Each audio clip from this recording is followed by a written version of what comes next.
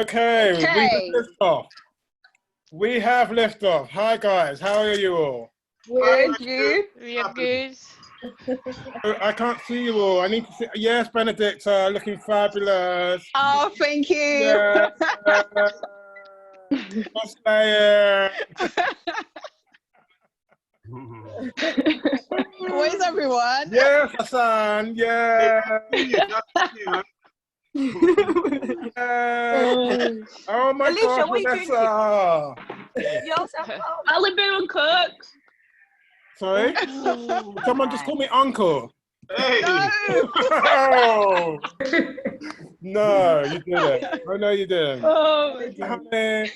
Abby, welcome. Hi. Welcome to the team, Abby.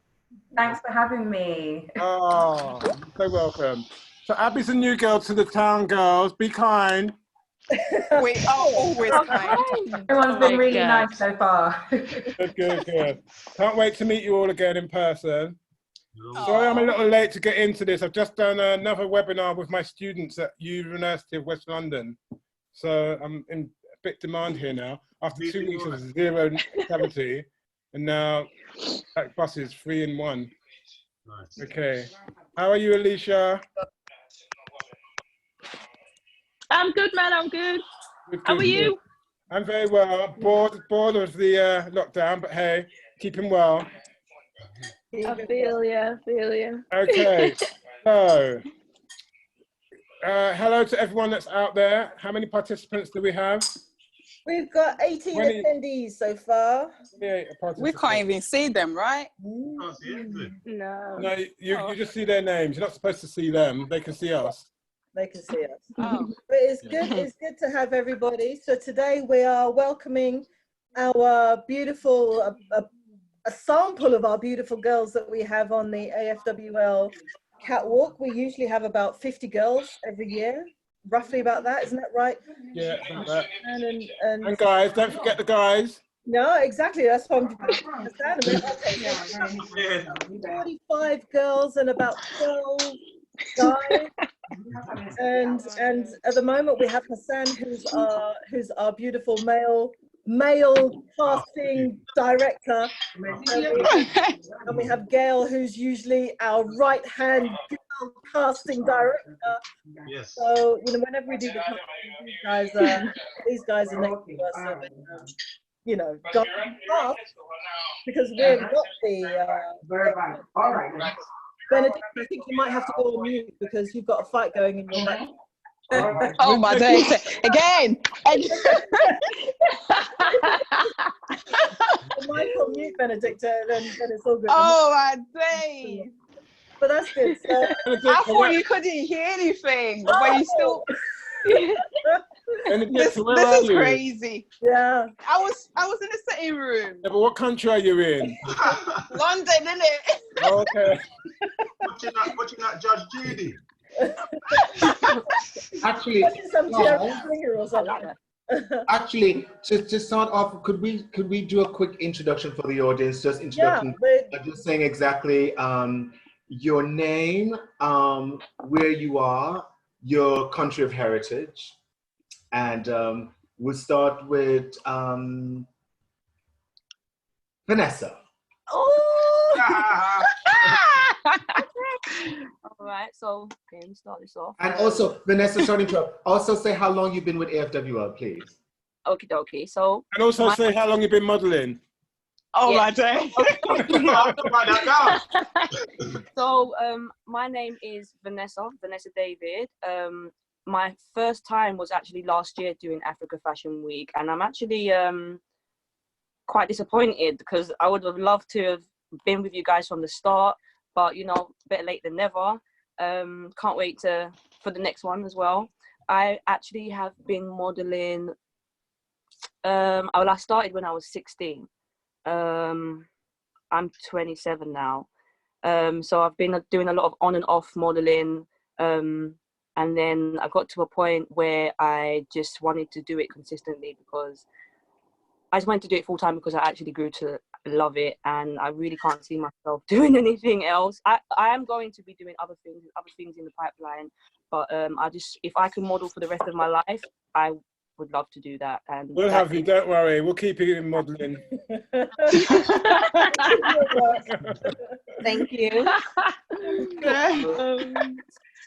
And Aramatu? Hello everyone, my name is Aramatu. I'm from Africa originally, so I speak French. So bonjour, bonsoir tout le monde. Bonjour. Okay. So I'm currently in London. I've been modeling for a few years now. I'm still modeling, but at the moment I'm in the uni. So modeling life and uni study, but at the moment my uni is more priority for me now. Yeah. And you also won a competition last year, didn't you? Oh my God. Yes. Okay. So yeah, actually I have done many competitions, but I'm 3 title holder. So I won Miss. Thank you. I won Miss. In the beginning of my career, I won Miss Borough of Kensington, Chelsea. So I am the little queen. Then my second competition I won was top model of color. Then the last one was Face of Africa 2019, and so it's really helped those kind of things to do your career as a model, because you have to keep up with things around. Even if you can't keep up, it's always good to be part of something. So yeah, hello everyone. Yeah. Thank you, Aramatu. Alicia. She's saying hello everyone. Hi, I'm Alicia. I'm actually from Bradford. My dad's Jamaican and my mum's from Trinidad. And I moved to London in 2018 to be a dancer. And then I forgot I had long legs, and I got picked up for a lot of modelling. And You forgot. Don't act like you forgot. Don't act like you forgot. I forgot. And then yeah, and then I found Africa Fashion Week, and that just like I've done it 2 years, and the first year after that, like people just really took me seriously as a model, and I started to take myself seriously as a model, and I've loved it ever since. So yeah, I do modeling and dancing, but yeah, I just fluctuate between them both. Guys, Yeah. if you're not following Alicia on her Instagram, get to follow her. You'll see her dance moves, and she's out there. Okay, follow her. Thank you. Benedicta. Let me unmute her. Hey, you can't hear me now. Okay. Hello, my days. When you're ready, girl. When you're ready. Listen. She's gonna go and fight somebody. Yeah, at this point. I'm changing room, okay? So, hi guys. So, I'm Benedicta. I am 29 years old, African Italian, and I live in London. I've been with Africa Fashion Week for 3 years. I think I started in 2017. Yeah, and I've been modeling for okay, it's been on and off. I started when I was like 18, and then I stopped, and then I got back again. So yeah, that's When you everything. say African Italian, what African country are you from? Ghana. Ghana. And you speak Italian? Yes. Come stai? Bene, te? Oh.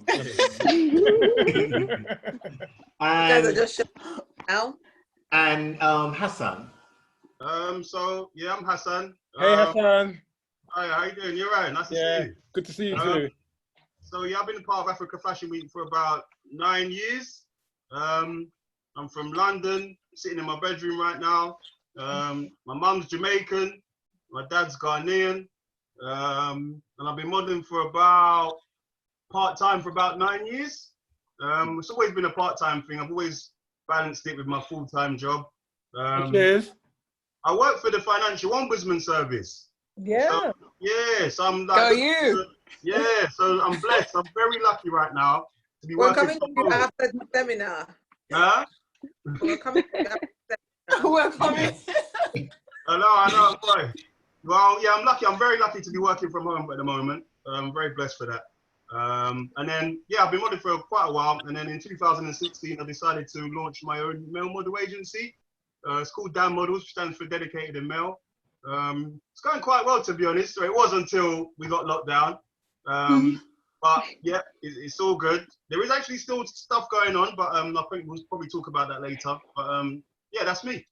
Nice to see you guys. Hassan was also one of the models for my African Street Style Festival. Oh, yes, that came down, which was yeah, and he lent us. I think you started your agency soon after we did. Yeah, it was around the same time. That was an amazing day. The sun was out. Loads of people turned up. It was outside your shop. I remember that was a beautiful day. Beautiful day. She did that for about 4 years, and yeah, Hassan's one of our ride or dies, aren't you, Hass? Yeah.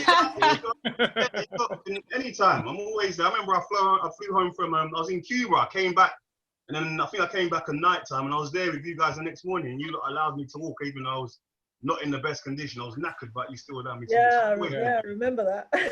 He's just trying to let you know that he's international, yeah? It's good. And Gail? Oh, hi guys. Hi everyone. Hi, Gail. Hello. It's so good. Hi, I'm Gail, and I am originally from Nigeria, and I've been modeling on and off for about 15 years now. I did modeling even before there was like Instagram, so all those things never made it onto Instagram. But I did it, you know, as a part-time, because I came over to London to study, and obviously trying to. From where, Gail? Sorry. From where? From Nigeria. Okay. So trying to supplement school fees, obviously pay school fees and look after me. So I was working part-time and then doing modeling, which I never took seriously at the time, because it was like, you know, stand there, do a photo here and there. But then I enjoyed it every time I did, and I just carried on. And then at some point I stopped because I studied law. So, and law is serious business. So I had to study, do my dissertation and everything, started working with this law firm, and it was just so boring. I'm just not cut out to be a lawyer, but it's a very good thing to study because it set me on a really good path. And I've been with Africa Fashion Week for, I think all in all, I think I've been with Africa Fashion Week 9 years, but I think I've worked for 7. So because I didn't work last year, but I worked with you guys last year, yeah. And I still model. I came into the modeling world later in life. I'm not like people who would say they started at 15, 16. I came in much later, but I liked that I did, because what that did for me was it helped me to be able to say no really firmly to a lot of silly things that young models are almost forced to do just so they can have a foot in the door. You know, being an older model for me just meant I could tell you outright no. And also because I worked, it wasn't something that if I didn't do it, my life would not, I couldn't go on with life. So for the many years that I've done modeling now, it's taught me a whole lot. And like Samson said at the beginning, Mike said at the beginning, I don't own an agency, but I'm a head booker for Mahogany, which a lot of the models, some of the models here know and are part of, but it belongs to Shola Oyebade, who used to work with Africa Fashion Week as well, but then he relocated to Nigeria and wanted to keep his the model agency here running, and asked me to help them, be it like a headhunter, head booker and stuff, which when I started, it was fun, but the thing about it now is because they're more, I think right now they're trying to conquer Africa a whole lot more. So a lot of attention is not based here, as well as the fact that I don't really have a lot of power over so many things you can do. Like if it was my own model agency, like a stand, you could, change things. But because of what it is set up, I have to always ask, permission first before things are done, or even tell them what to do, and it takes a bit of a time. So I'm only saying that to clarify that it's not my agency, and I know some models might have issues with the agency, which is fine. It's work in progress, but it's just because it's been relocated, mainly headquarters in Nigeria and Gambia, that now it's a bit, but I'm enjoying it. And I suppose now anyway, let's leave it there. We'll talk some more. Well, Gail, you represent very well, and we're so happy that you're part of the AFWL family. And we have someone also very special, Abby. Hi, everyone. My name is Hiya. I am 23 years old, and I'm from Nigeria. I have been lucky enough to be picked as the face of Africa Fashion Week. And I have been modelling since the start of last year, so I feel like I've just sort of been propelled into everything. No Africa Fashion Week experience, so you guys are going to have to show me the ropes. And yeah, just happy to be here. Excellent. Happy to So have. Abby is the face of Africa Fashion Week London 2020, everyone. Congratulations, Abby. Congrats. Congratulations. Thank you, thank you. And I'll now teach you how to slay a bit later, okay? She slays already. She slays already. and we have the two, please. Anna Marie. Sorry, what was that? We have the two hosts of this web talk series, Anna Marie. Yes, I am the press director of AFWL and have been for 6 years. And it's been a roller coaster, but as we've grown and you know, what a part of my job is to do the castings, which I do with the help of Hassan and Samson and Gail. And all of you, apart from Abby, obviously, have come through our casting process at some point or another, and it's just been a real pleasure having you and having you back to AFWL. You know, Alicia and Benedicta and Arama too. You know, I can't think of an AFWL catwalk without you girls. You know, it's just. Aww. No, it's so. Bless you. I don't even have to say it back this year because I know that you know you will. And Vanessa, I want to see your fierceness. Daddy said thank you, no? All over the place. You won't be able to get rid of me now. now you're part of the family, you know. And every year, like I see you girls again every year, and every day you've slightly changed. And I don't know whether it's like you've just got more beautiful or more confident on the AFWL catwalk, because you girls know it's hard work. It's no. Oh my days. Shush you, shush. It's no. Listen. Shush. I know, but because you come with such good humor and such grace and such beauty, and you give your all every time to the catwalk. You know, it's such a beautiful thing. It's such a beautiful thing to behold. You know, it's really lovely. And what was really nice was last year I sat in the audience for a lot of the shows, and I was sitting right beside where you were coming on and off. And Alicia, every time you just like swept past me with your tall, beautiful self, and you know, you on that catwalk and then you swept off again. And every time I looked at you, it's like, oh, so beautiful. Oh. You're not the only girl I said that. I'm so beautiful. I just forget that, and you used to give me a little wink when you come on the catwalk, and I was like, oh, little Alicia. But you know, it was, you know, it's such a pleasure to have you girls, you know, with us. It really is. I can't think of AFWL without you. You know, you're like my little babies. And you're like my little babies, and even the male models. And I know it's just so great because Hassan, you just provide me such beautiful guys. You know. And it's my pleasure just to give them a hug every year, you know. Oh. Because you know I do. Anyway, moving on. And the next incredible. And by the way, everybody, when Anna Marie says that, because she takes all the models very much like her children, and so she wants to make sure everyone's protected, everyone is respected, and there's understanding and communication, and they can always come to her. So whether male or female, she embraces every single person. I'm so delighted to have you. Yeah. Absolutely. Really. So the next incredible host of the mostest, the one and only. Samson. Oh, me. Hi, everyone. Samson Chiboye. And guys, you are like my family. Trust me, you are my sisters and my brothers. And don't worry, it's just a temporary pause. And we're going to get back stronger, firmer, fiercer than ever. Yeah. Right. So I don't know how I got involved in Africa Fashion Week. Was it you, Anna, that brought me in? Always. So Anna brought me in, and I was like, oh God, oh my gosh, I'm not really sure I'm able for this, but really. So anyway, I came in, and it was the year we did it in Olympia.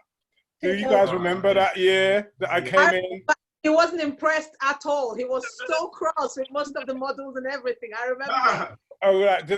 Was I divaing it up? Did I diva it up? Guys, can I ask something quickly? Yeah. My mum's trying to view the live on Facebook, and she's just asked if I can do it, but I can't do it either. Okay, hang on. Let's see. We'll double check that right now, Vanessa. Thank you. Check that right. If not, if she wants to register. Did you register? Yeah. Yeah, we're getting quite a few. We're getting quite a few messages. You meant to go email to activate or validate it. Do that first, and then does she download the Zoom? Yes. And then yes, we are trying to connect to Facebook. We're having a bit of technical difficulties in doing so, but we're working on that right now as we speak. But if not, Vanessa, we're recording it anyway, so I'll put it on YouTube after this anyway. If we can't get her on. Yes. But we're trying to connect everybody. Please bear with us. Keep working through it, Mum. Vanessa's mum. Come. Sorry, my mum needs some attention and some spotlight. Come, bring her in the screen. Bring her in. Hi, Mum. Thank you for being her mum. We love you too. Hi, Mum. Give you VIP tickets when we next showing, okay? VIP tickets. How is everyone? Everyone's fine. Yeah, we're bearing up. This is why you're so beautiful, is because your mother is twice as beautiful. I don't know I don't. I really don't. She can sit down and join us if she wants. Oh, it's okay. I'll let her go ahead. Okay. Nice to see you. Nice to meet you. Bye now. I'll see you in 5 minutes. She'll be there. And also very quickly, guys, I am the Global Strategic Partnership and Sponsorship Manager for Africa Fashion Week. Anna actually brought me in last year also. I'm pretty much just going to be behind the scenes taking your questions. So we'll leave it to Anna and Samson now to just... I hadn't finished introducing myself. Oh, you see? Here you go. Sorry, Samson. Anyway, meanwhile, before I cut off in my prime, so I'm also a fashion stylist. I run a shop called Saboye, which is in Shoreditch. I've had that for 18 years now. So I do my own work, I style, and I create my own collections, Saboye collections, men's and women's. And yeah, so you'll see me back when we can reconvene. Yeah. So, the table is now open. Right. So I've got a question. So you girls, how are you keeping yourselves beautiful, camera ready, entertained, you know, through what we're doing? Sorry, I don't mean girls, Hassan, because you are with us as well. Yeah, but how? Let's start with you, actually, Hassan. How are you keeping your guys in work? Okay, so they're well aware of the situation.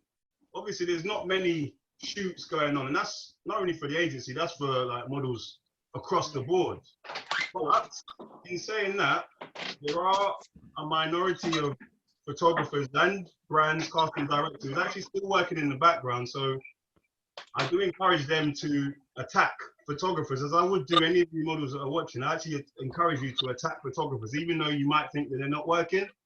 At distance, there is stuff that can be achieved. I'm a very positive person, so you know, this is just a minor hindrance as far as I'm concerned. I'm working on the product in the background. I have a website, and my guys, we have a WhatsApp group which consists of like 50 something of us in the group. So you know, every messages we get dropped. You know, we drop each other messages every so often, and I give the guys updates. So there is still stuff going on. You know, not all is lost here. Obviously, it's a tough time, and the boys are aware that there's going to be less work, which there is. But if anything, I would encourage models out there just to actually keep going. And even though it depends, because I'm someone who's, you know, you can, as I said, you can actually shoot at distance. It's possible. It's been done. I actually had a shoot last week. It was within the very safety compliance. It was about 2 or 3 meters away from each other. I didn't feel in danger. But that's just me. I'm not a flouter, but I'm someone who takes risks. You know, but I suppose in business, in life, you do have to take risks. But you know, first and foremost, keep safe, everyone. Don't, you know what I mean? Don't just jump in a taxi or in a train or anything like that and just, you know, ignore all the safety restrictions. But I believe that there is stuff that still can be done. But with regards to my boys, yeah, we do message. I message them every few days. There's a big WhatsApp group, so we're all in contact. And I've always said to them, if there's any reasons they want to come talk to me, if they have any concerns, they can always write to me and message. I'm always available. So just keeping it positive, really, because this is only a minor hindrance. We will be back, fashion will be back, and things will resume as normal. Does any of you other girls, have you been contacted for work, or do you know of nothing? Absolutely, it's absolute ground zero for you. There's nothing. Absolutely. I have. Oh, Benedict. Music video, isn't it? Yeah. Oh wow. Yeah. So you guys that don't know, Miss Benedicta, just go on any of those Afrobeat videos. You'll see her lurking around, doing her thing. So Benny, what are you saying? Are you saying that there's music videos being shot right now? Yeah, some of them. Wow. Groups of people. Names. No. Usually we're like, you know, the production team and then just the models. It's not like a whole lot of people. Yes. I mean, as long as you shoot at distance, I think this is something that can be achieved. But you stay away from each other, please. Done some work, like you said, from a distance. I've done actual photo shoots, but that's a couple of photo shoots that could be done outside because it's fashion. Yes. You know, the ones that I work with, like for instance, Trini London, for instance, I'm one of her faces, and I work a lot with them, and we're not able to get. We're not able to get into the studio, and actually. The makeup I'm wearing right now is because I just finished shooting a video and done 3 videos already this morning and sent them in. So I've been working from home with, you know, in that aspect. But that's probably because I've been affiliated with them now. So I don't know about new models. I've done, like I said, a couple of photo shoots, fashion photo shoots. But I think it's really hard at the moment. I really think it's hard. I don't know if it's more so for girls than it is for guys. I don't know, because there's only so much shoot you can do in, you know, like outside. Most fashion shoots and makeup shoots require sort of like close contact with, say, the stylist. And so a lot of designers that I have spoken to personally, and a lot of people, well, when I say a lot, a few people who contacted me as for the agency have said they've postponed a couple of things they put out there to be done, simply because any photo shoot, let's say beauty photo shoot and fashion photo shoot, requires close contact for girls. So I think, I don't know, maybe it's harder for girls because of that. I don't know. I think that's a very good point, because the shoot that I had last week, I was in the studio, there was 3 of us in the studio, and it was just me topless. I didn't require any makeup whatsoever. So the shoot was able to be done very easily. And so that's a great point. I see what you're saying. Did you get paid, Hassan? Yeah, I wouldn't have done it otherwise. It's all about his money. What's really interesting, I noticed that a lot of photographers are starting to experiment with virtual shoots. So like over FaceTime or over, I don't really know how that works. How did they do that? Screenshot. So then. Oh wow! Oh, is that what they do? Yeah, screenshotting. I'm sure it is. They're like, post this way. They're like, oh, look at that! Look at that! Whoa! And then, wow, is that how they're doing? Yeah, that's mad. Yeah, I heard Zara have actually released a campaign featuring models shooting themselves or something like that. Yeah. Can I ask a question? So what big ambitions have you got left for what's going to be left of 2020? What have you got to achieve modeling wise, career wise? What do you want to be doing this time next year? I'm going to ask that to Aramatu. Yeah. Hello. Where are you? Aramatu? Did you hear the question? Is she muted? Big I don't girl. think, her microphone's not working. Can you hear us? Okay, can Alicia, can you answer the question? Yeah. I think this time next year I'm gonna be living it big, right? Because I've worked it out. I know that when we get out of this quarantine, everybody wants to be living the best life. The entertainment industry is just gonna boom. So literally just before this, I danced for Stormzy at the Brits, and I got signed to a dance agency that's massive. So I know that next year, when jobs come in and whatever, it's going to be a big time. Like for us entertainers, it's quiet now, but when people start wanting to live the best lives, we're going to be earning some cash, I'm telling you. So that's my philosophy. Amen. Yeah. Hallelujah. Hallelujah. Amen. Yeah, we'll be looking out for you, and we want you to teach us a new routine next time we're backstage, okay? Sure, I've got you. We've got to do some new TikTok videos. Yes, I'm down. Aramatu, are you there? Yes, can you hear me now? Yeah, I can hear you. Go ahead. Yeah, can you repeat your question again, because I couldn't get it? Okay, so I said, where will you be this time next year? What ambitions have you got to fulfill? Well, this time next year, probably I will be doing some placement from uni, because obviously I am in uni. Okay. So I will do some placement for uni, and also trying to carry on my modeling and push myself further to the work. And I would like to launch a brand, by the way. So, Launch a brand? So yes, I would like to launch a brand. So this is one of my targets. So I'm working on that. And What are you studying, by the way? I'm studying art and design. Brilliant. Where? St. Martin. Woo! So yeah. That's where I studied. Oh, that's really good. Yeah. So basically, obviously, as you can see, everything's changed at the moment. That doesn't mean that it's gonna remain the same, because we always talking about everything that happen now. Like it can be like depressing times. Sometimes when you don't really know what's happening, you listen to the news, can be depressing. But I think like any model out there, or even a student out there, I would say like take that. If you're a model, take this time as like a non-busy period for you and learn something new.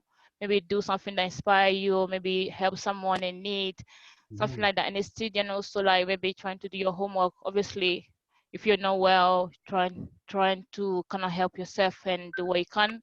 And I really want to say something else also, because sometimes I think I know other students, some of them haven't been well like myself.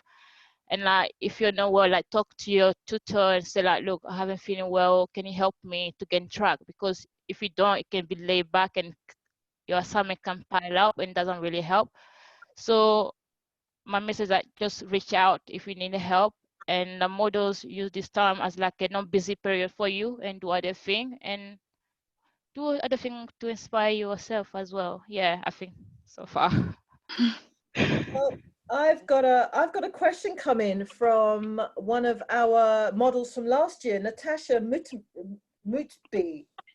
That's you, Natasha. Do you remember Natasha? She was really tall. She came. Yeah, I remember her. Yeah, I remember Natasha. Well, she sent a message for all those who are and aren't signed. How are they solidifying relationships in the modeling industry after quarantine? So that's a really interesting question. Gail, can you answer that? Please ask the question again. For all those unsigned, did you say? All those who are and are not signed, so basically all models, how are they solidifying relationships in the modeling industry after quarantine? So are you guys forward thinking, like as Aramatu was saying, taking this time to kind of thinking about where you guys want to go and who to maybe reach out to for when we are out of lockdown and whatnot, to actually get in front of these people that you actually want to get in front of, or who you think can... Absolutely. I think it is very, very important to keep relationships going as much as you can do. One of the things I've said to a couple of people who have approached me, both models and not models, are to make sure that just because it's quarantine and everybody is now shut down, it doesn't mean your own personal relationship, if you already have it, should also go on lockdown. A couple of messages here and there. If it's a company, tweeting at them, or maybe on Instagram every now and again, putting something up just to, you know, say a sort of like thank you, but not saying the words thank you, as it were, just so they know that you still have them on your radar, and so that they can also have you on their radar. On my Instagram page, that's what I've been doing. And these are people I've worked for before who've actually, you know, it's a paid job, we've done it, and technically we should all go our separate ways. But because I'm not just limiting myself to them, I'm hoping that through them I can get other people, because they also have followers who are not your followers, and you need to be exposed to as many people as possible. So I think the word is throwback. I think every now and again, if you don't have a personal relationship with them, do like throwbacks to just remind yourself that, you know, we've done something together, and I'm looking forward to the end of this isolation period or lockdown so we can do more for the future. I've been approached by a couple of companies already who said, can you do this and that for us? We'll send you a goodie bag. And I just literally went, no, thank you for the goodie bag, but because I love your company so much, I'm going to do this for you. I don't need a goodie bag. Now, the reason I've done that is because I am looking at the bigger picture. I know that with doing that, I mean, what's a goodie bag? What are they going to send me? Unless you send me something that's worth it in a lot of money, I don't need anything.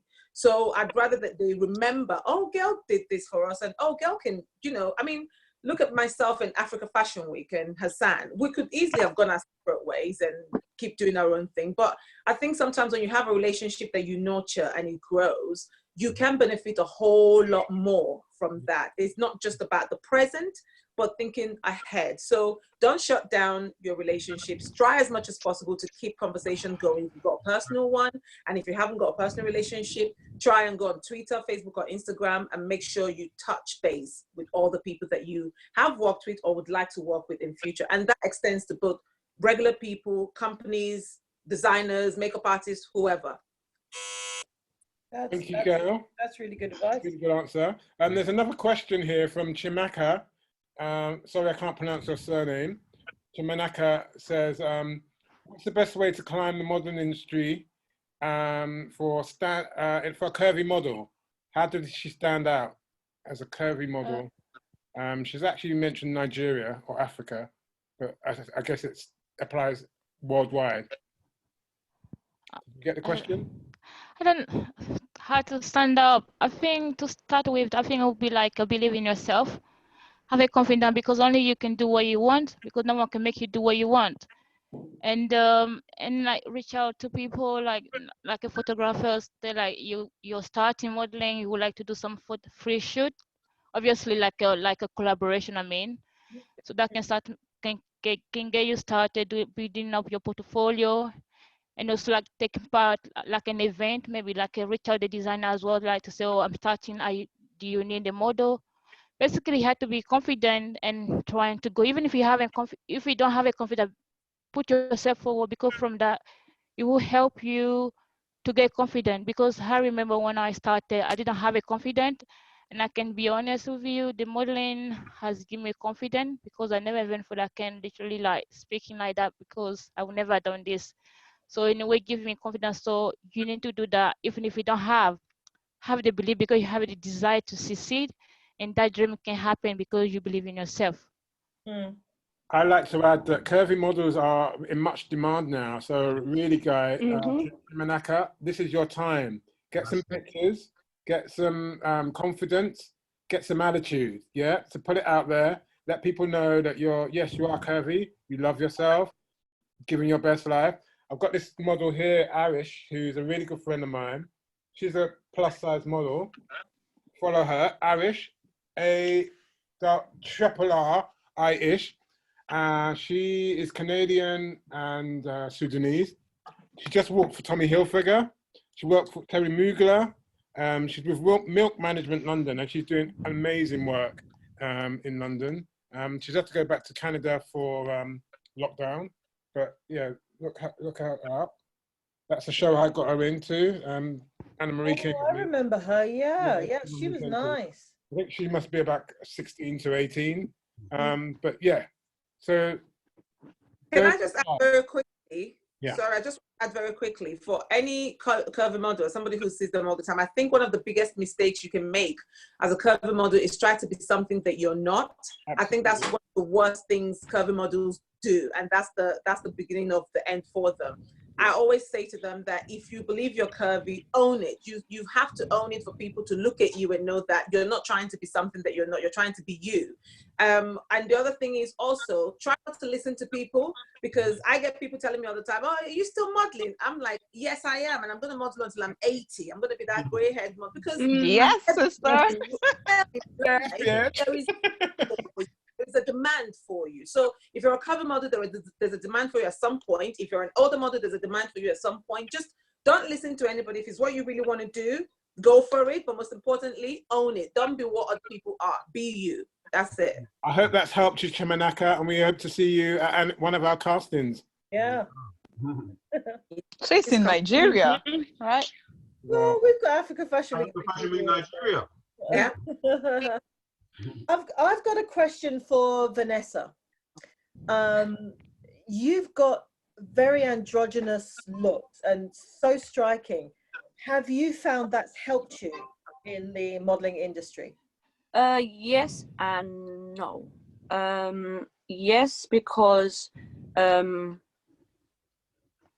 sometimes it's trendy to have androgynous models, so they're looking for it, and sometimes I suppose I can get lucky in that sense.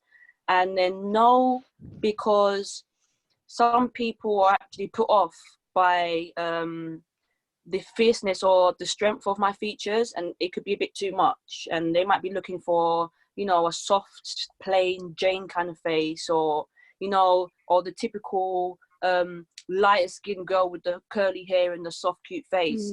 That's not me. I might look like that out when I come out the shower for a hot second, but have a bit of a strong jawline, you know, lips are big, eyes are slanted. It's strange. Through modeling, I learned to appreciate and love what I look like, even though it's not what typically everyone sees as the typical beauty or standard, and I'm okay with it. I'm really okay with it, and that's one of the beautiful things about modeling, like what our sister said about boosting confidence and our self-esteem. That's definitely helped me. I mean, it can be frustrating because, you know, I feel like my look I feel like it's only trendy when they're looking for something different, but otherwise to that, if they're not looking for something different or unique, then it's quite difficult for me to get work in that sense, because, like, for example, they're looking for cute-faced bridal models. For me, I would fit well with, like, maybe a bridal company that's selling their outfits for lesbians that get married. Not or contemporary bridal gowns, or just things that are just not. Nothing wrong with lesbians, Anna Marie. Did you not what I'm saying? Just not the original standard of what you're looking for, what's presented to us as the standard. I am not the standard. I'm something different, and modeling's helped me appreciate that. Even though it might not have worked well for me in terms of, oh, I might not get that job. I might not get that job. I might not get that job for a whole season because they're not looking for those kind of unique faces. And I'm still okay with that because, you know, I've got other things going on as well. And you can never be everyone's cup of tea. Very true. That's what I've learned to accept. Okay with that. I like that fact that sometimes I can look like a boy, androgynous, because to be fair, I could wear tracksuits for the rest of my life. I don't care if you think I look like a boy. I get paid to look like it, you know? So yeah, that's my thing about androgyny and looking the way I do. Well said. Well said. Well said, Vanessa. Yeah. If you notice, guys, none of these two girls and guy look alike. There's room for diversity. In fact, we encourage it, we embrace it, we love it. None of you, no carbon copy of anybody. Even twins have slight differences to them. So it's all about embracing the difference, celebrating, owning your difference, And this is what we, as a stylist, this is what I love. Each of you bring your own uniqueness, your own beauty, your own flavor to what we do at AFWL. And that's what we want. We want difference. We want something that's special, unique about you. We don't want pretty, kind of boring, kind of standard of beauty. We want fierceness. So bring it, and bring it. Yes. Amen. Amen. Abby, for you, Abby, how has it been for you coming into the industry? What has kept giving you the confidence to come into the industry and keep you motivated in being in the industry? And another part of that question, knowing COVID is happening and, you know, everyone's feeling very concerned about what the new normal is going to be. What is keeping you motivated to wanting to continue to pursue?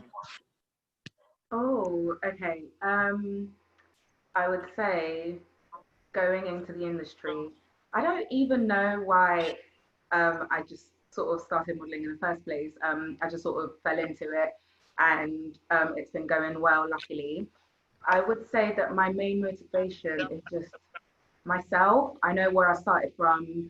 I sort of know where I want to be in my life. And even though I don't have specific set goals, I just know that I want to sort of just be happy and be content in what I'm doing.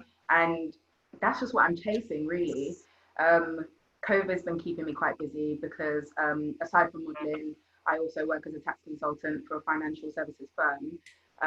So that's been very, very busy. I've been doing some professional exams as well, so I've just been studying for that, and ready to just sort of get back into the industry once all of this dies down and we're ready to go again. We'll be so ready. Yeah, absolutely. I've got another question from somebody. What 3 things do you do to prepare for a shoot, a catwalk, or a music video? So music video, I'm going to ask Benedicta that question. For a catwalk, I'm going to ask Vanessa. Oh, which one was that? I'm going to ask you, what 3 things do you do to prepare for a shoot, a catwalk, or a music video? And for the shoot, I'm going to ask Aramatu. No, actually. Oh, Aramatu and Hassan, because that's interesting, because I want to know what guys do to prepare for a shoot. So let's start with you, Benedicta. What do you do? What 3 things do you do to prepare for a music video? Oh my days. I don't even think I do anything. I just, you know, have my sleep because you don't want to go on set. To do nothing. Yeah, you don't want to go on set looking so tired, even though I've been on set where I was literally like sleeping. The Whiskey video, I was sleeping. We're taping this, honey. We're taping this. No, let me explain this, yeah? Okay, so I was called last minute. It was around like 1 a.m. in the morning, and they called me for the next day. So I had to wake up at 6 a.m. to get on set. I was gone. I was literally gone. Like I went there, half asleep. I didn't know what was going on. What video was that? Whiskey and Tiwa Savage. Which one was it called? This Love. Can we get that up now, please, Anna Marie? Let's catch up. Oh my days, Hanson. Right. Yeah, so you just have to like have loads of sleep, you know, rest your face, your body and everything, and just go and set and just do your thing. Where was it shot? London. Actually, was it South London? Yeah. Okay, we'll be watching that later. We'll be looking at you. I'm in the whole video. So. Yeah, well. You must have been a really good makeup artist. Ah. So we had a good one. So actually, Alicia, have you done a music video? Have you had your talents on a music video yet? Yes, I did JME and Maxter. JME is like from back in from when I was younger. I did a music video for them. But I'm not gonna lie, I missed the original question because my internet went off. What 3 things do you do to prepare for a music video before a shoot? Oh, I spend a lot of time in the mirror. Warming up. My angles. Yeah. I do that, and then I mess about with my hair, and yeah, I just practice being stush for the day. That's what I do. You're crazy. What 3 things you do for a catwalk? Before a catwalk, do this catwalk. I said no, Vanessa. So now Vanessa. Oh, right, good. Before I get there, whatever you like. Well, I think for any kind of shoot, catwalk, sleep. Yeah, for me, I love sleeping. So for the lead up, if it's not last minute, for the lead up for that job, I'll make sure I'm getting more sleep. I'll be drinking extra water. I massage oils underneath my eyes here because I find sometimes I oversleep, and that actually affects my eye bags as well. So I do things like I just bring more antioxidants into my diet. I massage here because this for me is what shows my tiredness. Before, back in the day, I could stay out all night and go to a shoot, and they'll be like, "Oh, you look fresh," and I'm like, "Thank you." I was thinking 3 hours ago. I remember them days. It's crazy. Like, I wouldn't sleep, and I'll be looking fresh on set, everything, and because I haven't slept, my body has more energy, so I'm hyperactive. I'm still like my normal self, but being extra and hyper. But everyone's like, "Oh, she's like that," but really, it's like I ain't had no sleep, so I'm just and it's been times when I've overslept, and then it looks like I haven't slept, and they're like, "Oh, you look tired," and I'm like, "I slept for 10 hours." So yeah, so for me, it's just trying to prepare my face. I would say I don't prepare anything else because I don't try exercise. I really should. That's one of my bad things. But yeah, sleep, water, hydration, and looking after this area. Yeah. Hassan, what do you do? Yeah, the one that everyone else has said is sleep. That's the first thing, because well, I can't be turning up to a shoot in a club until 4 in the morning the morning before, as I've done, and it didn't turn out too well anyway. That was a long time ago. Water, that's another one. Water, because just to keep the skin looking fresh. You know what I mean? Make sure everything's smooth as possible. You don't want to turn up looking like a black pizza or whatever. Your face all a what? Black peas. What do you black pizza. bury a black peas? Black pizza, face bumpy. Oh my days. Terrible. We don't want that. Now we know. And yeah, now you know. Yeah, I've been saying that one for a few years. And for me, no carbs, because bread, pasta, rice kind of bloats you. For me, like it'll make my face look fat. Like you can't be saying that. You can't say no pasta. I'm Italian, okay? I'm Italian. Yeah, for me, no carbs. Definitely a few days or even a week before the shoot, just to make sure your face is as slim as possible, so you get the cheekbones. I've been living on pasta since. Oh yeah! All the pasta. Join the team. Yeah, yeah, that's what I do. Sleep, water, no carbs, and also workout as well. Just make sure you're looking as good as possible physically. Some of us can't relate to the workout. You're lucky. You're lucky. I'll ask Matu this question. Matu. I think everybody already answered the question already. I think anything like you want to do during the shoot, your sleep is the most important thing. But obviously, it's not every single time you get all the sleep, because if you have the job that is very close, you might have to kind of like trying to play around about the sleep is number one. The other thing would be water, because water is everything. Because water help you to clean your skin, help you to stay hydrated. So that really help.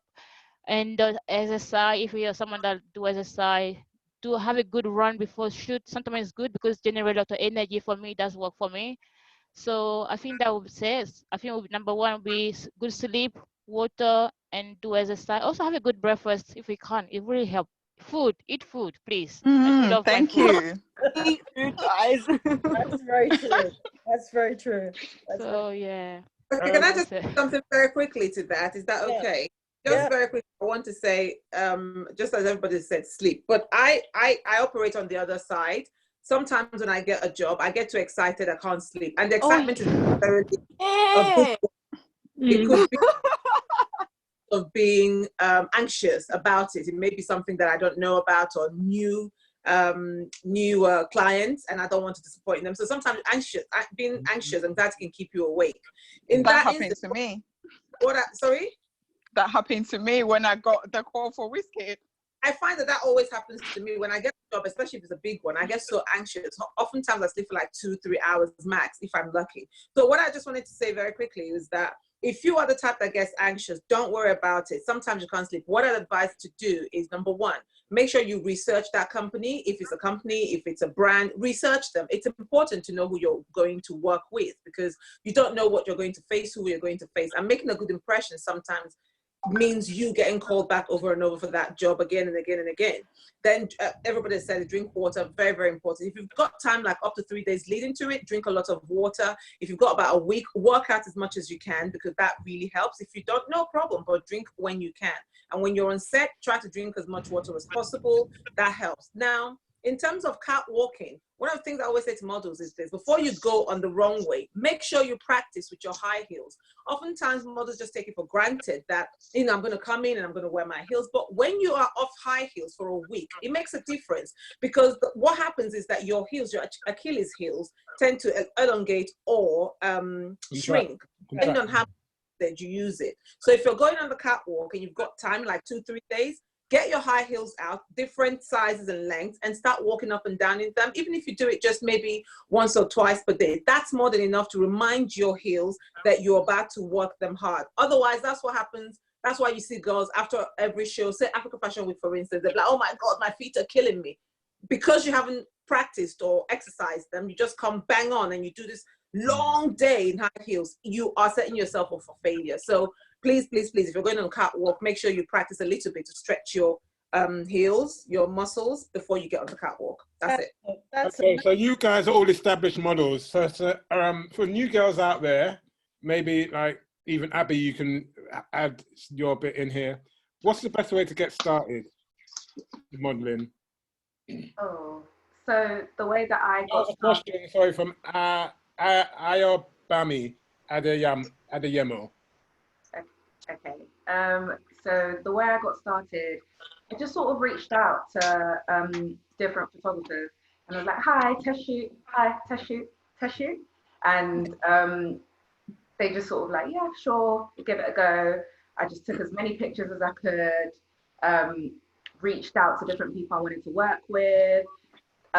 When the pictures started accumulating, then I developed my own website just to make it a bit more professional. And yeah, just sort of, listen, no one's really going to big yourself up except for you. So you just need to promote yourself. Let people know what you're about. Let people know what you do. Even if you're not that confident in yourself just yet, and you go out to an event and you never know what people really do. So I've been at events and I've just been like, "Hi, Abby, what do you do?" And I just think, oh, do you know what? Just say it. I'm a model. And lo and behold, they end up working in the fashion industry. You've got a job there. So it's just about really promoting yourself, believing in yourself, and just going for it. I love your confidence already, Abby. You're made for this. I think it's good. Sorry, I want to say what Abby said. Say that you're a model, because I think I want to say that, because when I started, I was very shy to say I was model, because on yourself, if you're a model, just feel confident to say that this is what I do is really good for you. Yeah, definitely, she said right. Yeah. Guys, a quick question. What has, for those of you who've been, Abby, and you won't be able to answer this question, but for all the models, what has been, what lessons have you learned working at AFWL over the years, or even if you just started last year? I'll answer that first question for them. Don't upset Samson. I was gonna say that. Very true. true. I was gonna say Don't that. come for me unless I send for you. You need to have Benedict is- patience. You need to have patience. Don't upset Samson. Yeah. And get along with everyone. I mean, that's it. Yeah. Yeah. Because it's such a long few days that we're together, isn't it? It's like 2 days Yeah. fitting and then 2 days show, and it's, you know, even though there's quite a lot of downtime and wait time in between the shows or in between designer fittings and that, there still seems to be we still seem to be doing a lot, you know, in those times, and I don't envy you girls at all, because God, all that screaming that goes on. Yeah. Backstage, oh my days. Alicia, what have you learned, Alicia, working at AFWL? Just for me personally, there's so many different beautiful gowns that we wear, like, in clothing, and how to work each, to just have the designer in mind when you walk on that catwalk, because every designer has a different idea or mindset. Like, some want you to be some want you to dance, some want you to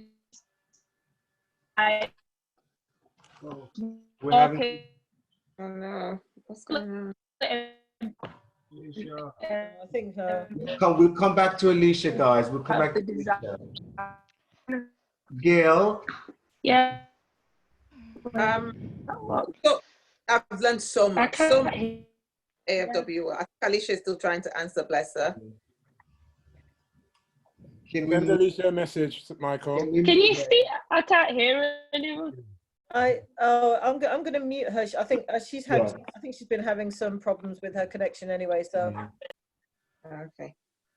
Yeah. So I was saying I've learned a lot. But one of the most important things I've learned is the power of relationships, the power of nurturing good relationships, and that's across the board, across with everybody that has been a part of AFWL that I have come across. So from Anna Marie yourself, Samson, because what I realize is that everybody, you are going to come across diverse human beings. Like, no two people are ever the same. So it's very important to learn how to find a way to be very, very on an even par with every single person that you meet. It can be hard, but with practice, you can do it. So you don't get easily wound up, because you need to realize that some people, stress is not their comfort zone. You know, maybe say designers, for instance, might come in and they're cranky and they're screaming at you, and you need to just tell yourself, you don't do well in stress, and that's okay. You know, if you meet Samson for the first time, you might think, oh my God, he just yells.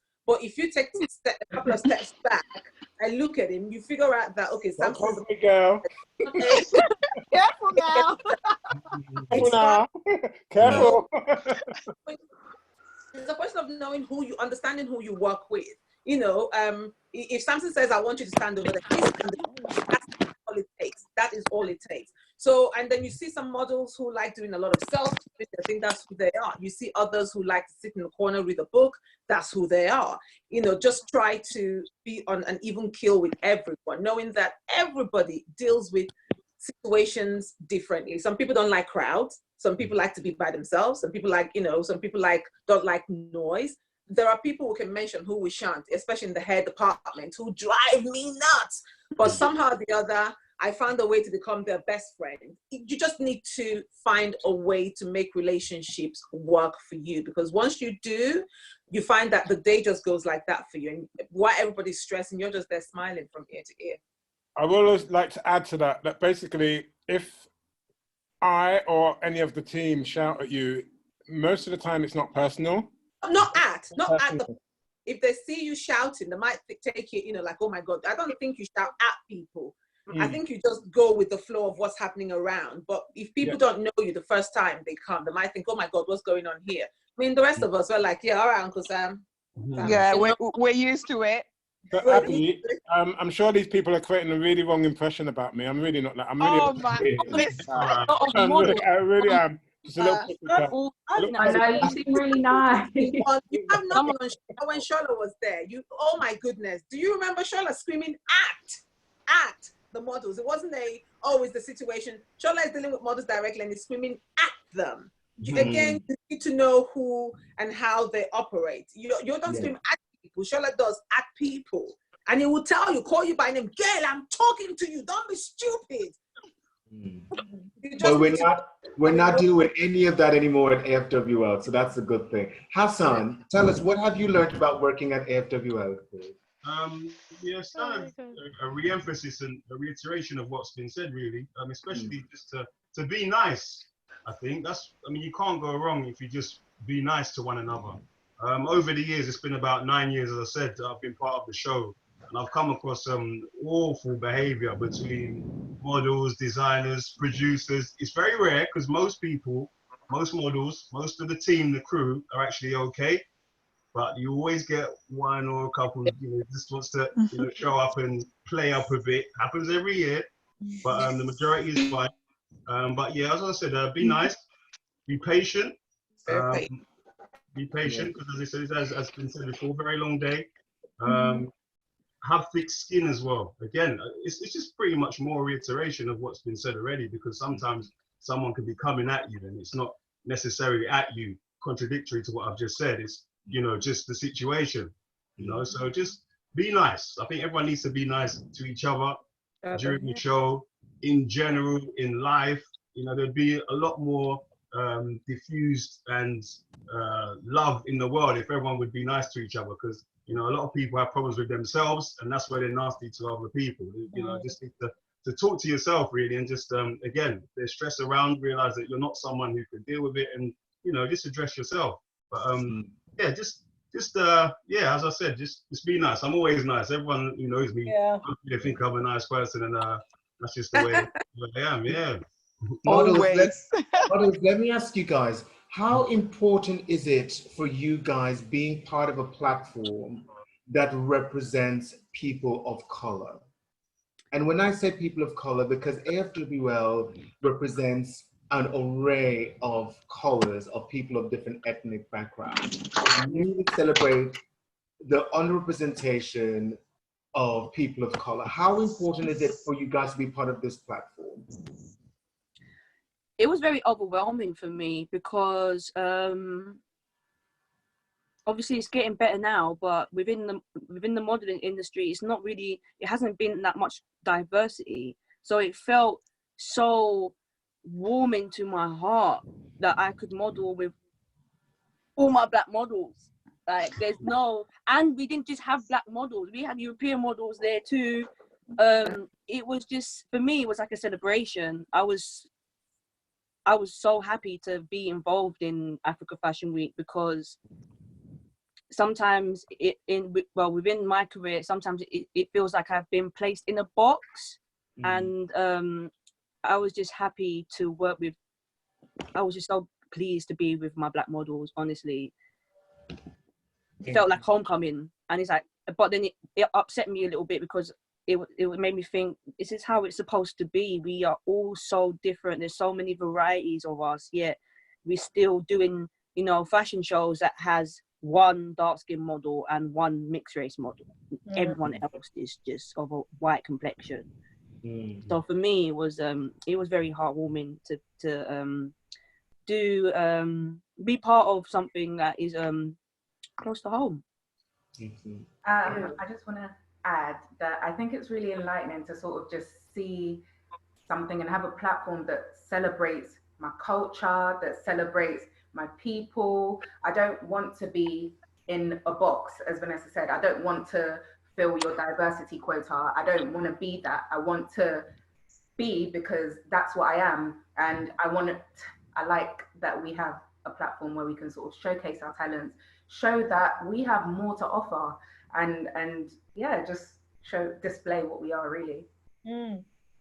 It's lovely to see. And you know what, I'm always amazed every year about the quality of creativity that the designers of color, the models of color, the photographers, the videographers, the little films they people produce, the bloggers, the vloggers. Do you know what I mean? It's not only the designers and the models, it's like a whole ecosystem of creativity of color, and encompassing all colors. But that, you know, that's so, that as you say, Abby, it's really heartwarming, and Vanessa is right. It is like a homecoming. You know, you're kind of with your people, but we're open. You know, we're open to whoever wants to come in and join the party. But yeah, it does. And Aramatu, as a French-speaking person of color also, how does that make you feel? Because, you know, oftentimes, you know, you have the English-speaking, and it's easy, people who are English-speaking, to feel more comfortable in such an environment. But how, as a French-speaking person of color, how does that make you feel? I think it's kind of, you have to adapt to it. I think having platform like that, it's kind of like give you confidence, give you voice to display yourself, show what you can do. It's really good that it's like give a platform where to encourage and empower young women, even no young women, young designer, whoever they are, that you matter, your culture matter, your identity matter, embrace who you are. So having the platform that we can do that is really important, and it's something that I think should continue, so we can inspire the next generation for them to embrace who they are and not be ashamed for who you are. I think you should embrace it, and I think so. It's so important to have a representation, and this is one platform that is doing that. And I pray and I hope that the platform carry on getting better and better to empower the next generation. Thank you. And Benedicta, as an Italian, how do you feel? Obviously, is a great platform and all that. Like, haven't seen any Italian there yet, though. Like, I'm waiting for that. An Italian designer. We have. Oh yeah. I think I worked for her. I think the bag. I think I worked for her, and she was like, "Oh my days, you're Italian too." I was like, "Yeah, finally!" But obviously, yeah, I can't wait to see loads of Italians, and obviously, I want to ask a question as well. When are we gonna have an Asian model? An Asian model. We did do it. We did have a Chinese on 2016. She was. We had that Asian girl, didn't we? She walked for me. Yeah. What? Yeah, last year. We had an Asian girl last year. Yeah, we did. Well, you know what, that goes to show models and guys that, as you know, as we just mentioned, that we definitely encourage all models to come to the casting, all models, because there's no discrimination when it comes to the models at all. And as Vanessa and rightfully pointed out, that we embrace everyone. So all models, as you mentioned, that networking is a very good part. Relationships are a very big part of that. So you guys have friends, you know, Asian model friends. Please invite them. We've definitely had an Asian. I've got an area. I don't know if you can see him. There's an Asian guy. Oh yes, that's right. I can't remember his name, but yeah, that was in like 2015. There's been a couple, not loads, but there's been a couple. He's the chauffeur, isn't he? The guy, the chauffeur. Oh, Trey. We had Trey, a couple of years back. Yeah. He's from the Philippines. He's from. Right. Oh, he was gorgeous. There you go. He's gone into a BMW campaign just a few months ago. He's massive like that. Yeah, he's very nice. Oh yeah, I remember Trey. He was lovely. Yeah, but we Oh yeah, I remember Trey. Oh my God. Yeah, I do remember Trey now. I think what Benedict said, that she asked good question. I think like, okay, we have platform where we celebrating culture and identity. I think it would be nice to include every culture, because some other girls out there that would like to take part in if the African Fashion Week, and I feel it would be nice for them to bring them together, even though we as a Black culture, we never have the platform together, but not because we have that we should exclude other culture, we should kind of bring it into it, because that's all part of embracing and empower this society. Yeah.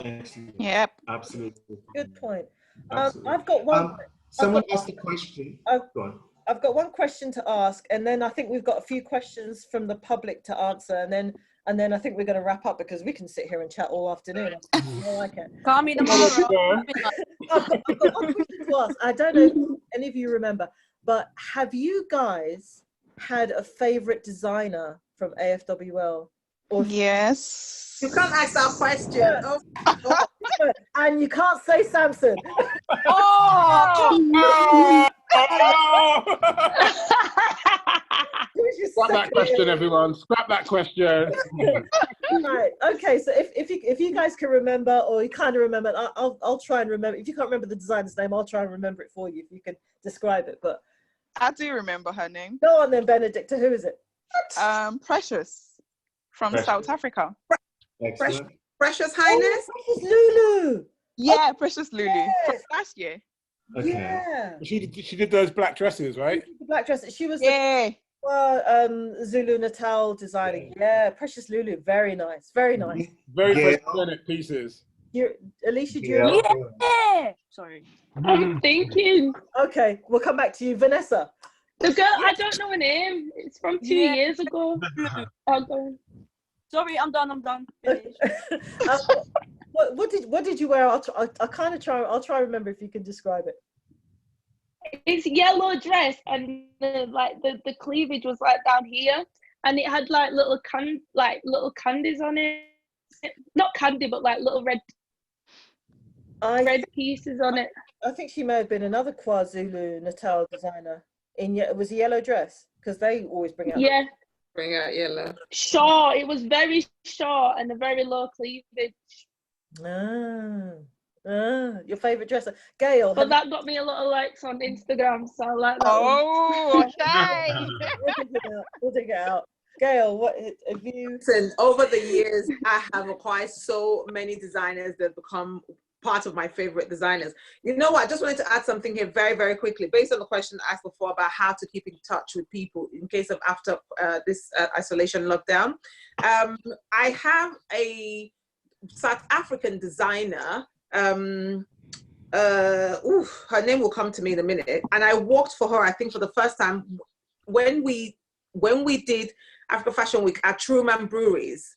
Yes. Yeah, right. So that was the first time I worked for her in her dress. And do you know, we've kept in touch since then till now. Last year she sent me a dress all the way from South Africa to just wear, just as a gift, wear it. Every time she comes to Africa Fashion Week, I make an effort to see her, say hello, how are you doing, ask her about her business, how's it going, not for anything other than just nurturing that relationship.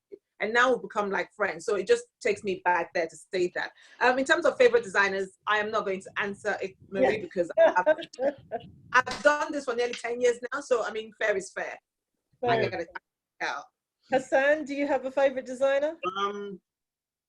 I've got two designers that come to mind. Orange Culture. Oh, yeah. Orange Culture. Yeah. And maybe a bit biased here.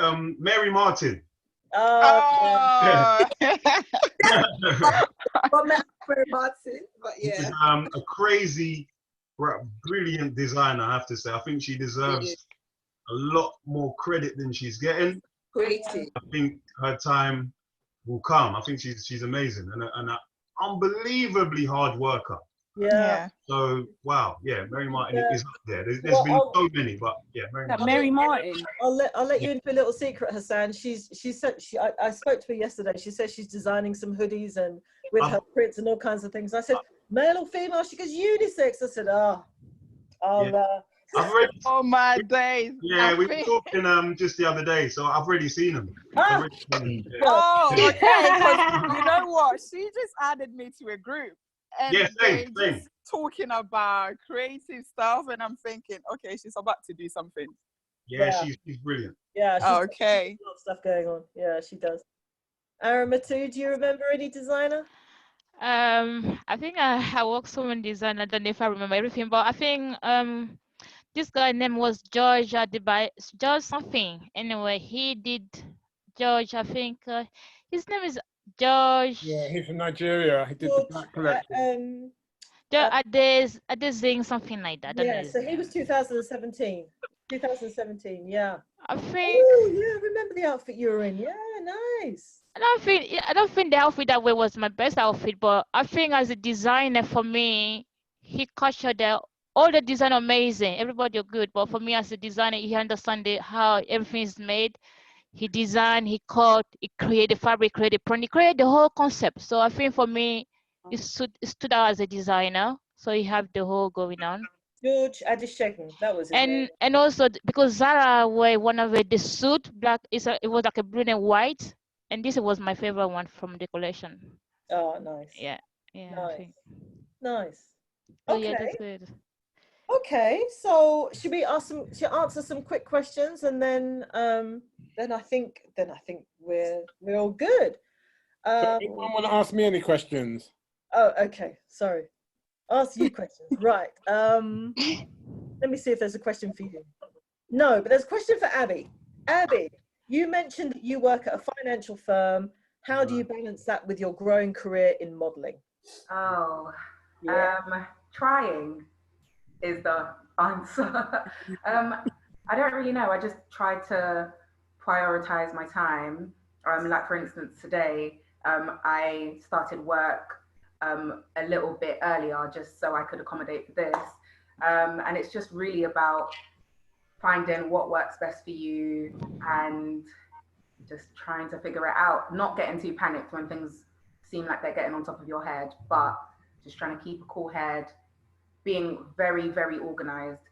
I sort of need to know what I need to do and when it needs to be done by all the time. So yeah, just very excited to see where that all goes. Good for you.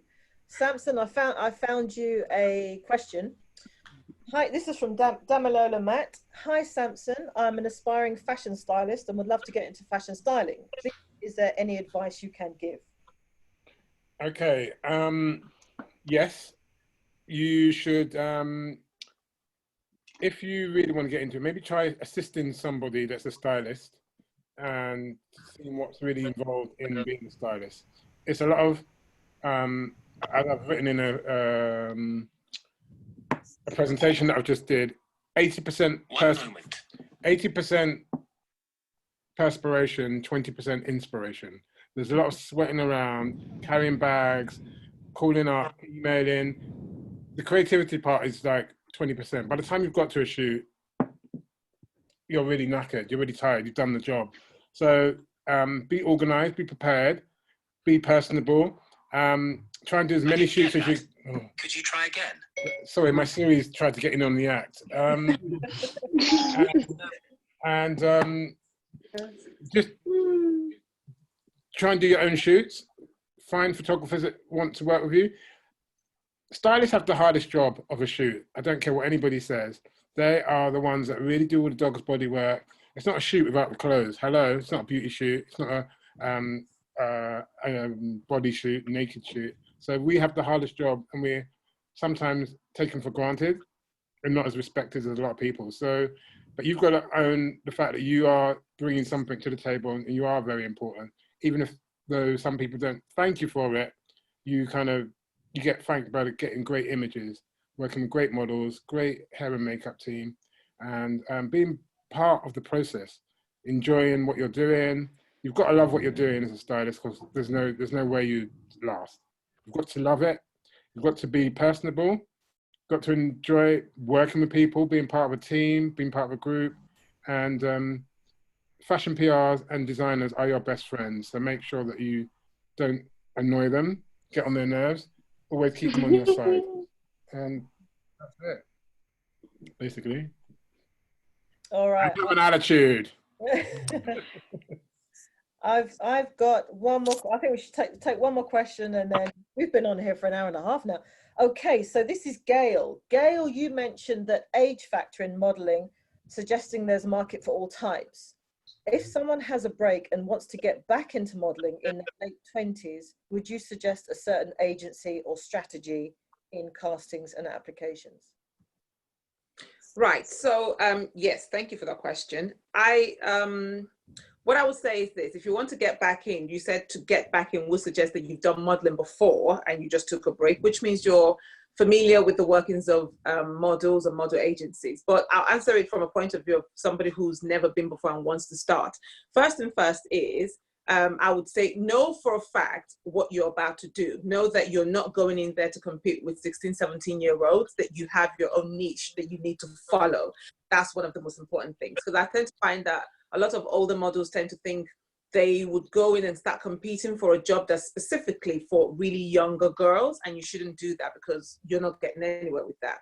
So what I would say in terms of agencies are, start looking at agencies, apply to as many agencies as possible, because you never know which ones are going, unless you look at the, I can't rattle off names off the top of my head. There are some who are especially they take older models because that's what they specialize in, and then there are others who do, and they call it I think they call it is it specials? It's not specials, there's a word for it, it will come to me in a minute. Got classic. Yes, classic models. Thank you very much, Michael. Classic models. And so sometimes you hear it and you think, oh God, that means I'm old. It doesn't matter. The point is, what you want to do is get your foot through the door. So apply to as many agencies as possible, see which ones are going to take, because not everybody takes classic models, because some say they just want a certain generation and a certain age group, and that's also fine. So I think do that first and see who takes you or who doesn't take you. But in the meantime, if you've not done it before or you're getting back, start taking a lot of photos. Start asking friends, family, photographers who want to work with you and do pictures. Most important thing is this. Remember that you have a niche that you are going for. So you're not going for, let's say for instance that you have 5 children and maybe your shape is not what you want it to be anymore. There is nothing wrong with that if you find a brand that is specifically looking for women like that. But for aesthetic reasons and people who are looking to advertise sleek bodies and lingerie, they probably will not come for you. And that's not, you know, trying to belittle you. That's just keeping it real. They probably not come for you. So don't go and start looking to apply to jobs where they've given criteria. You need to be in this shape, size 6, be like this, be like that. And you think, well, let me just go for it. I find that's a waste of your time. Apply for things that makes more sense. Go for beauty looks, because some beauty products manufacturers are looking for older models because they want what will represent what they're selling. Go for fashion shoots because some people want older models that will sell a certain kind of image. You're not looking to sell bum shorts and stuff like that because you're no longer in that category. But if you feel like you want to go for it, knock yourself out. You might find rejections a whole lot more than if you went for what you should be going for. So as an older model, first thing first, start doing a lot of photo shoots with friends, family, and photographers. Secondly, apply to as many agencies as possible to be a classic in their classic section. And thirdly, own it. You know what you're going for. You're no longer 16, 17. Own yourself and tell people, I am a model. No matter how old you are, I am a model. It's as simple as that. Good luck. Beautiful. Beautiful. Amazing. Can I ask Hassan a question? Yeah. Hassan, what do you look for in your guy? What are the qualities you want in the models that you're looking for? Okay, nowadays there's a lot of space for the word of the day is diversity. And before, models probably had to be between 6 foot and 6'2", which is approximately 183 centimeters and 190.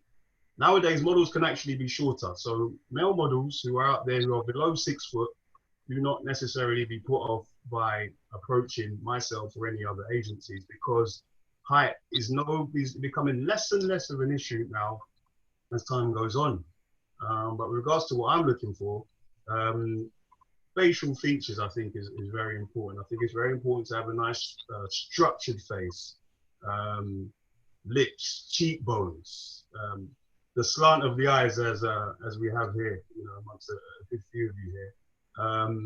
But I think as well as the look, it's bringing something different to the table, because it's not actually all about your look. 50% of the job can actually be done by the way you conduct yourself, the way you are as a person, to see that you really want it. I personally think that I've seen a few guys who may necessarily not have been the best model, but they worked the hardest, you know, and I think that really is also very, very important. You know, the look is one thing, but it's also about the attitude that you have. I found personally holding them, you know, with my male models, I tend to work better with those guys who tend to show me that they want it more. And we tend to put them forward for more things, but just purely based on the attitude, the fact that they want it, you know. But obviously you're gonna have your guys who, you know, who are your obvious money makers. And yeah, I mean, there's a lot that we look for, to be honest with you. I say a nice face, good skin, nice bone structure. I was gonna say even being in shape, it's a different one. You know, before it'd be about, you know, being nice and lean. there's now a category called brawn, which is for bigger guys. And we're talking guys of like a 36 to 38 waist, 44 chest, guys who are kind of plump even. You'll see them all over the ASOS website, for example. These are bigger guys. So guys, you know, if there's any chubby-ish guys, you know, putting it, just being straight, you know, who are like, you know, 5'10", a bit bigger than normally, please. You know, if you feel like you're a good-looking 5'10", you know, even big up, there's so much scope nowadays for, you know, for models, and especially with this new brawn category that's been added. We also have tall guys. We've got ASOS Tall, for example, who are shooting all the time. Not at the moment, obviously. Those are guys who are like 6'4", you know, at my size. So the scope and the diversity for male models is so massive. It's never been as big as it has been today. Androgynous guys. I've got I signed one Chinese guy called C High. You see him over my website. 5'10", looks like a girl, but you know what? He's been one of my best models, you know, throughout this year. So the scope is so massive. So, you know, just don't be put off. Even normal looking guys, and they're not necessarily the best looking. They might not even have anything special about them. But I've noticed that there seems to be more space for the more normal looking guy. So that's good for you there, Michael. Yeah. Hey, it wouldn't surprise me. It wouldn't surprise me at all. The industry is so wide nowadays. So you think it's easier? What has it been easier or harder to make a living from it now? I'd say it's easier, to be honest with you. We're going to put that to all of the models as well. I'd say it's been easier. I think you've got to realize there's one major thing that's made things easier for models in general, and that's social media. The power of Instagram, for example. Instagram, the modeling, has taken this whole thing to another stratosphere. You know, models are being found just by pressing buttons on your mobile phone. I know of models that I've signed personally just from looking at their pictures on the phone. I haven't even met them, some of them, and they've gone on to shoot big campaigns. So, you know, nowadays, there's never been more scope, more diversity, more opportunity for models, male and female, especially with the power of social media. So create your Instagram and just get out there and attack. I think one of the reasons my agency has been semi-successful, is still not where it needs to be. I mean, it's 4 years now. Is because I've always incorporated an attack methodology. Attack. I'll literally write to Vivian Westwood's people. I'll find them somehow and I'll send them an email. All they're going to do is say no. So just attack, be confident, and don't listen to anyone as well. That's as I think Gail said it as well. Don't listen to anyone. Some people might not be on your side. They might not think you can do it. But if you honestly believe in yourself, keep working hard, and inevitably things will happen. I'd say don't listen to people that don't know. Listen to people that have got good advice and are working from the industry. No, they're not people that just haters. You know who they are. And are there any other girls? Has it been easier for you or harder? I think it's easier now. Could be better. It could be better. Okay. What would you see? What changes would you like to see, Vanessa? What would make it better for you? I think it would be better if there were more platforms where stylists, designers and photographers and videographers and models there are platforms out there, but it would be nice to have a bigger platform, maybe, why not worldwide, so everyone can see everybody. It was even easier to pick models. It's even easier to find the type of designer you're looking for. Maybe more platforms, you know, especially that would help the unsigned models and the signed models that pick up work outside of the agency too. Just more platforms where we can pick up work. So instead of being separate agencies all over the place, there'll be a portal that you can see models in the world, if you like. You just made me think of something, that models, you need to be really proactive. You don't just rely on your agency to get you work. So it's not all about the agent. Yeah, you understand that first and foremost. And, you know, sometimes the agent, I'm not pointing to you, Hassan, but some of the agencies can actually hinder your career and block certain things from happening. And as part of AFWL, because we're kind of very limited on our budgets, we prefer to work outside of the agency because it just helps us flow with our cash flows, and the bureaucracy, the red tape that we have to go through can actually stop some of the things happening. So those that are unsigned, don't think that the be all and end all is to get an agent. Yeah, the agents are good if you can get them, but I've known models that have joined big agencies and they've had less work as a result. Usually they're holding back for something. Or it's also know that not all models are ever going to get signed. Not everyone will get signed. Sometimes the models just don't get signed for whatever reason. But I think that for me is a good thing in a way, because that helps you push a lot more. It makes you more focused on becoming, because sometimes I find that when people have agencies, they kind of like relax and think, that's it, I've got an agency until they give to me, I don't have to do anything. Whereas I did a lot on my own, and I still do. Don't rely on any agency or anybody agent. I just go. And in a way, that kind of like makes you more brutal in approaching people, because you know that if you don't do it, you are not getting anywhere, as opposed to sitting and waiting for it to be done for you. So if you're not signed, it's not a bad thing necessarily. I would always say, get advice from maybe, say, a lawyer, for instance, somebody who knows about entertainment, law, in case of big deals. If you get approached for a big deal and you get a contract and you want to read and understand, get somebody like that, like a lawyer, to help you through. You don't need to have an agency to be able to do big hotshot jobs. Are you with an agency, Alicia? Yes, Alicia, still? I have a few agencies. For modeling? Yeah, I have a few agencies. Okay. For modeling, but I get more work myself. And the agencies are just a bonus for me. I get more work myself by going out there and doing me. Right, okay. So that's a note to everyone out there that's listening and wanting to think about the agencies. So Abby, you can still work without an agency, but if one picks you up, make sure they're the right one for you.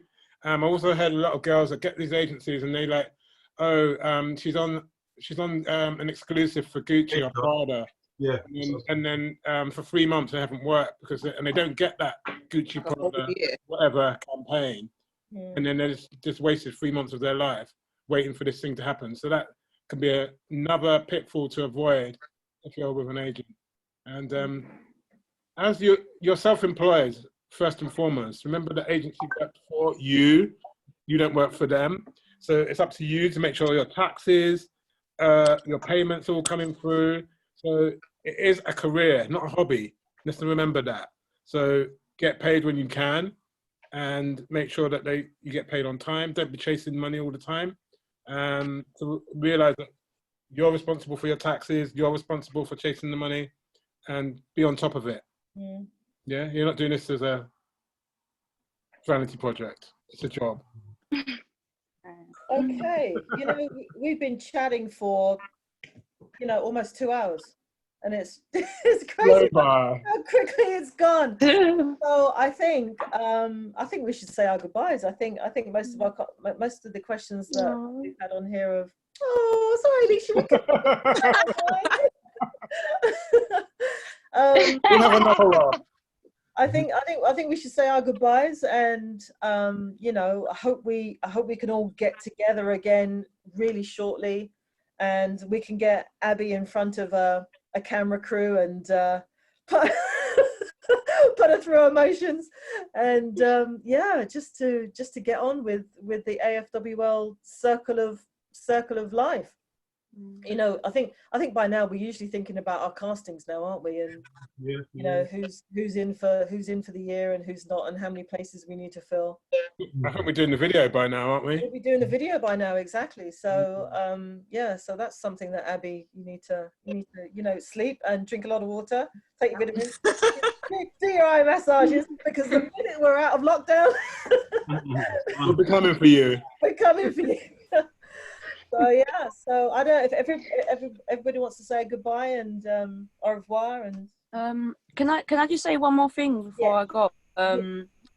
If there's anyone out there that needs advice, don't feel like, I think just go for it and ask other models. Like, don't be afraid to them in the DMs in the inbox, because some of us don't have people in the fashion industry that can get that correct advice on what to do.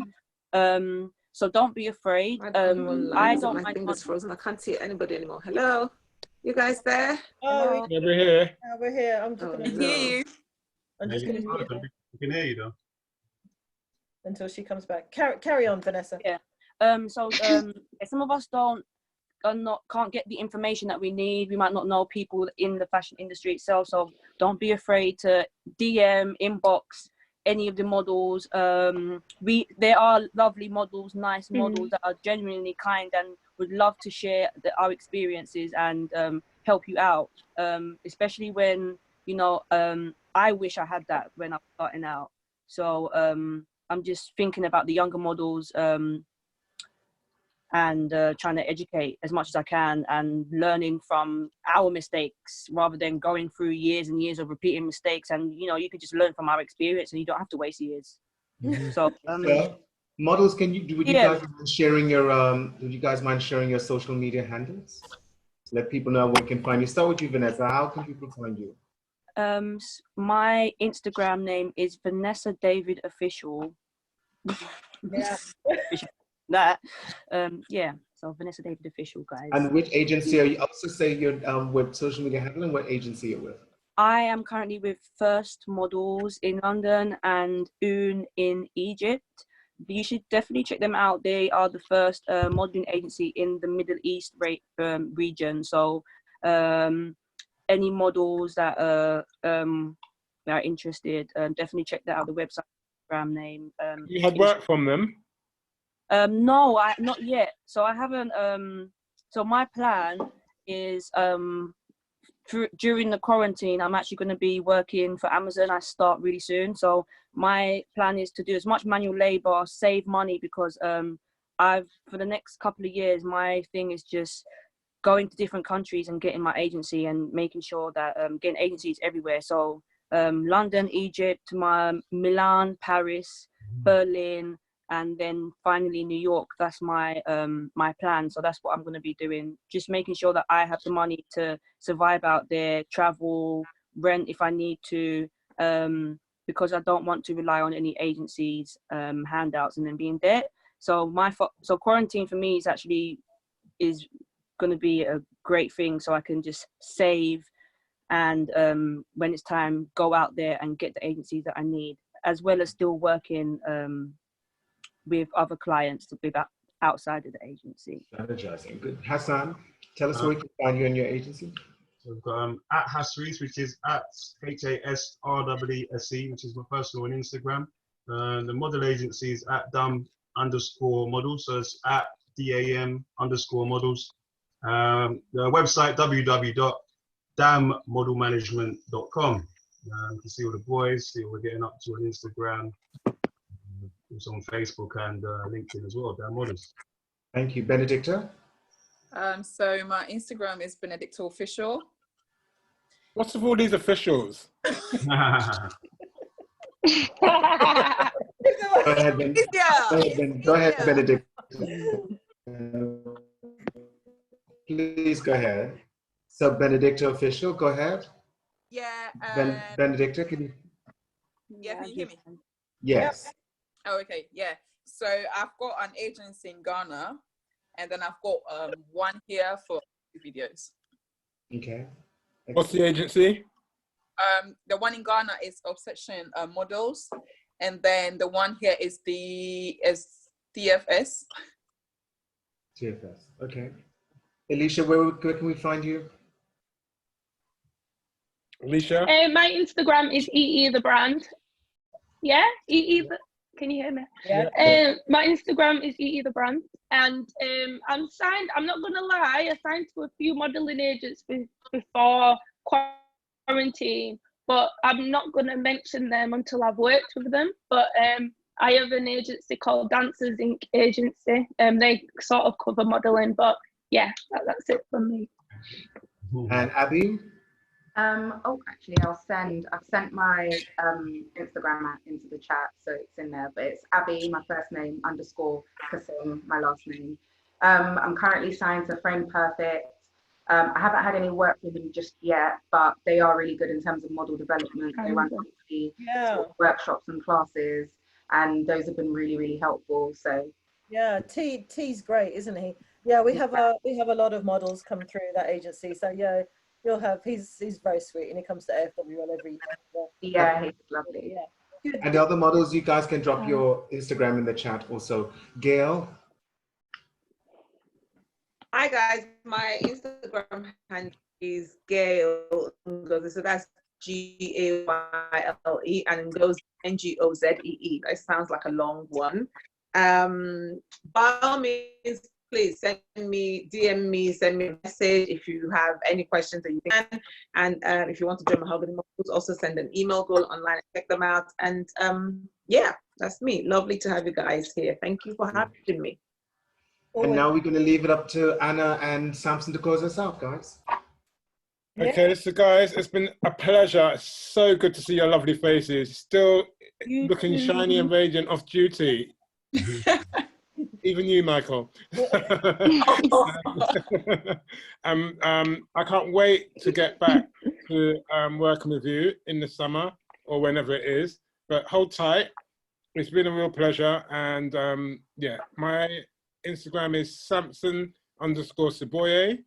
And for the shop, it's Seboye_boutique.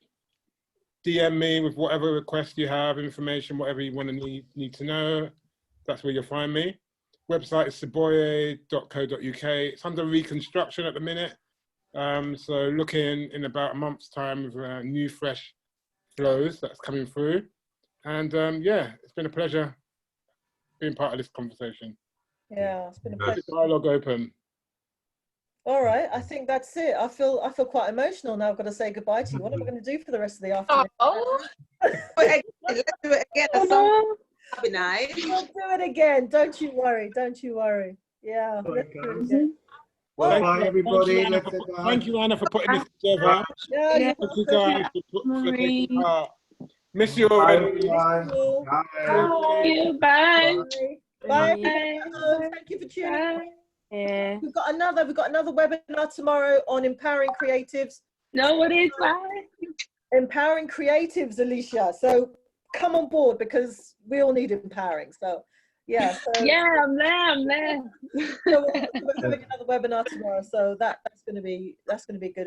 Who's with? We've got the British Council. We've got the Mayor's Office, and we've got South Bank Centre. So it's going to be a really interesting conversation. I'll see you there. Thank you, guys. See you guys, everyone. Goodbye. Thank you. Bye-bye. Bye.